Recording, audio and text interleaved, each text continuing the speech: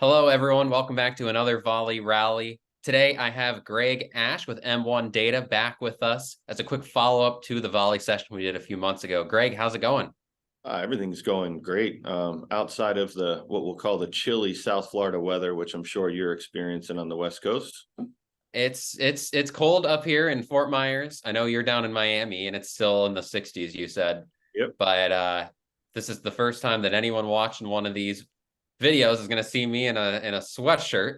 Honestly, I just don't have that many warm clothes here. It doesn't get cold often. So, Yep. well, good. Glad to hear things are going well. Guys, we wanted to bring Greg back on here because since we spoke with him last on the Volie session several months ago, they've kind of worked out some new things, have some really interesting things to share, some new data they've honed in on, and a couple new things that they're doing. So, Greg, I'm going to kind of turn it over here to you and let you kind of walk through, some of the updates you've seen.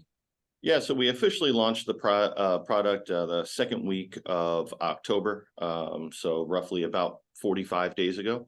We've already put on just north of 150 dealership rooftops on the program. I should say we're talking about our traffic alert program. If you weren't tuned into the first podcast we did, maybe I should cover that. And we've done quite a few different things. We've made some adjustments in the product. So when we sign a dealer on during the initial onboarding phase, we do a 18-month historical look back, looking for both sales and service defection within the dealer's DMS file. And that utilizes our location technology and the use of our location SDK in mobile applications. So with that 18-month historical, we're able to determine a lot of things. Who's the cyclical defector? What are they defecting for? Does Mary only defect for lube oil and filter, but does major repairs at the dealer? Is Mary, by the dealer's definition, a defector or not? So, or, Mary's driving down the street on the highway, low pressure tire light comes on. She pulls into the first tire shop she can find to make sure she's not going to have a flat, get a tire patch, put some air in her tire. Or it's just cold outside and maybe she had low air in her tires. That's not a defector either. It's a one-off scenario. That 18-month historical look back also allows us to better determine cyclical behavior. Traditional service offers and third-party marketers just say, okay, well, the last time we saw Mary was, 17 months ago in our dealership.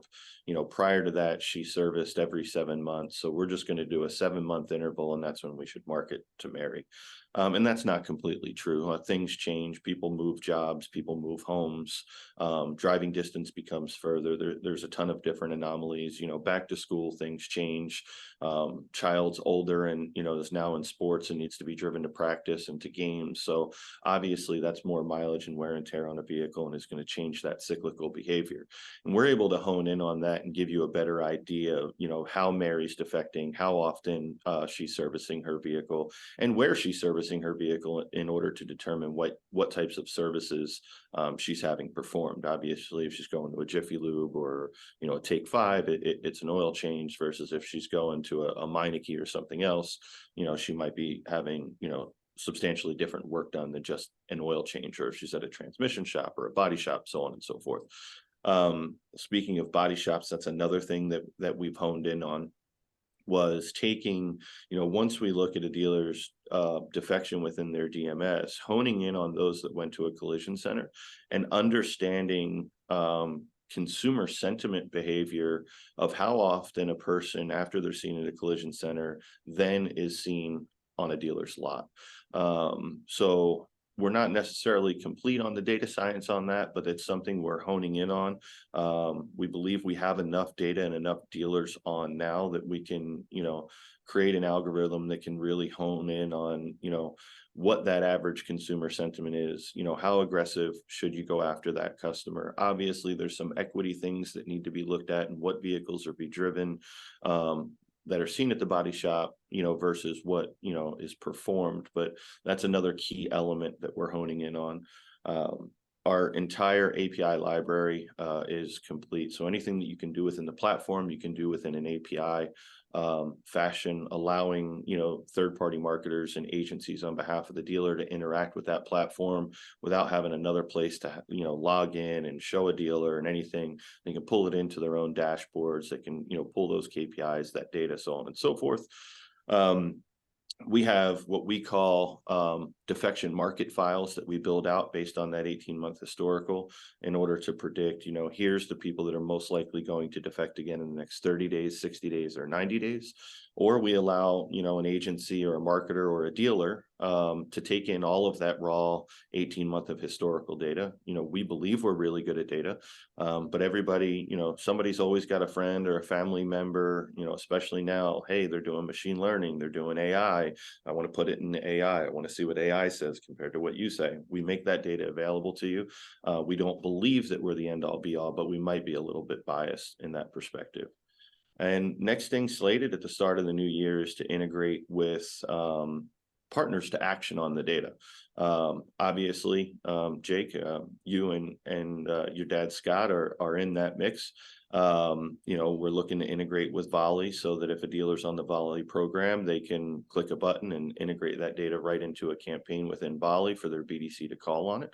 We're integrating with what we believe are, a few of the top 3 to 5 third-party BDCs to do the same exact thing, as well as some digital providers, whether that be in, digital ads, social, OTT, connected TV, streaming, so on and so forth, to make it easier for the dealers to action on the data once they have it in their hands.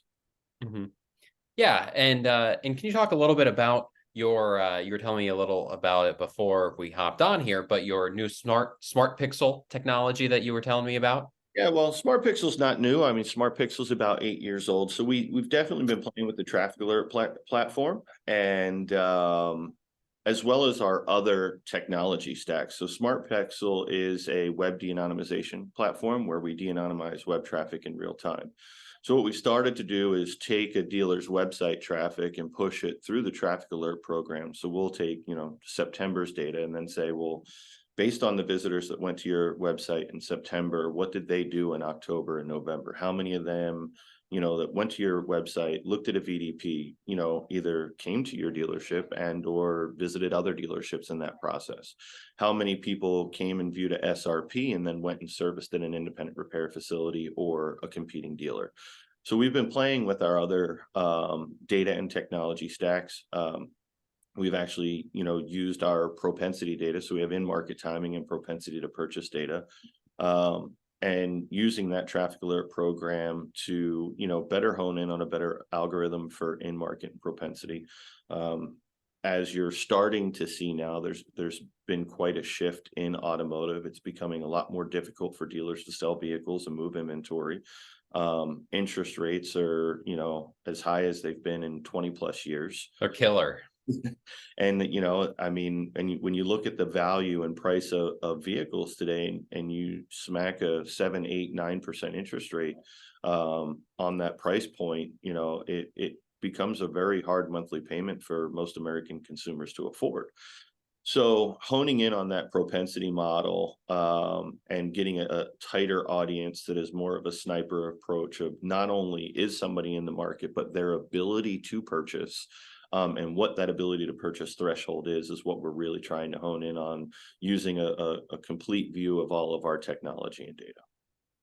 Greg, thanks for taking the time. Folks, we, I know we're going to work with Greg officially, like he said, next year. We're not getting anything out of this. Really, we just thought he's doing some neat things and wanted to share with you all a follow-up from our session last time. He hadn't quite launched what he's doing here, and now we think it's pretty neat and think you all should take a look at it. Like you said, he's onboarded a lot of dealers and he's doing a bang-up job with all that he's doing for them. Greg, thanks for taking the time so much. We're going to throw your contact info back in the description here so folks can get a hold of you. Any other last minute comments for everyone? No, if you have any questions, please feel free to reach out, either whether it be to myself or anyone at the M1 team. Happy to answer any questions. Happy to provide you a demo, happy to, run a 2-week pilot completely free of charge. We want to make sure that our technology and our data works for you, more so than we care about asking you for a few bucks. So don't be scared, and please don't hesitate to reach out. Yep. Sounds good, guys. And have a fantastic day. Thanks, Greg. Thanks, everybody. Bye.